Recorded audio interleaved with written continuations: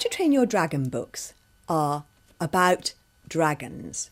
And dragons were wonderful creatures, or are wonderful creatures, because I like to think that they are real, that cultures across the world have believed in throughout history.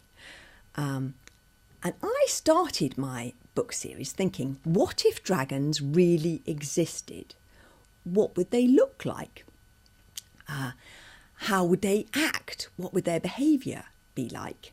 And I thought that they wouldn't just be these things that you saw in storybooks, big green things.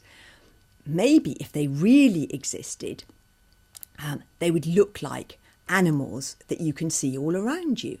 So when I was making up the dragons, I used lots of different kinds of animals to put them together, and put them together to make a new, different type of dragon.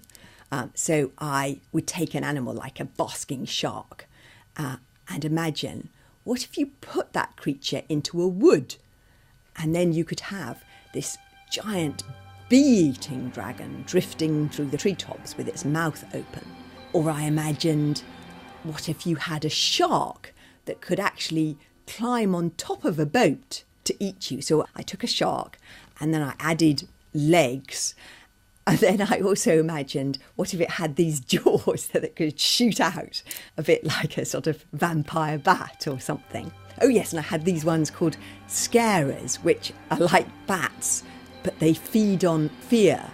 So they scare you before they bite you.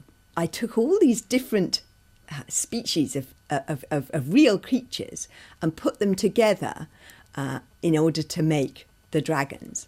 When I started writing the stories, I thought it would be nice if there weren't just monster-type dragons that Hiccup would have to fight, like people fought dragons in myths such as St. George and the Dragon, or there was a hero called Beowulf who fought a great monster dragon. Mostly they're sort of monsters in myths that I knew about.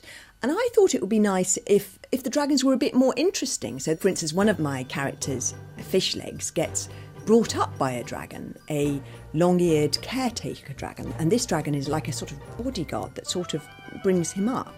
And then my hero, Hiccup, has his own dragon that at the beginning of the series he has to catch. He has to climb up a cliff and catch this wild dragon, who in fact is very, very small and very cute looking, this dragon, toothless. He doesn't have any teeth.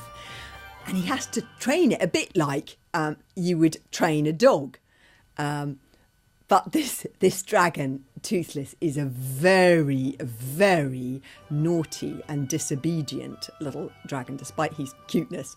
And Hiccup has a lot of difficulty training him.